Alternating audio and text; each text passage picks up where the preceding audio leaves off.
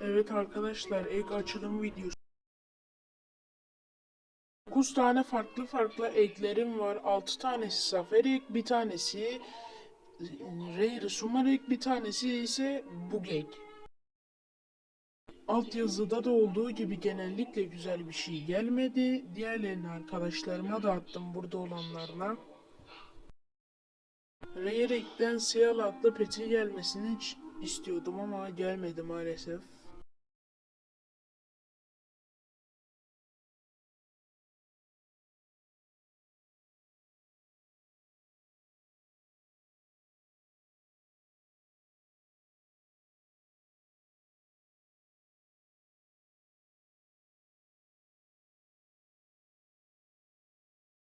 Bir dahaki açılımda umarım güzel bir şey gelir. Görüşürüz arkadaşlar. Görüşürüz arkadaşlar.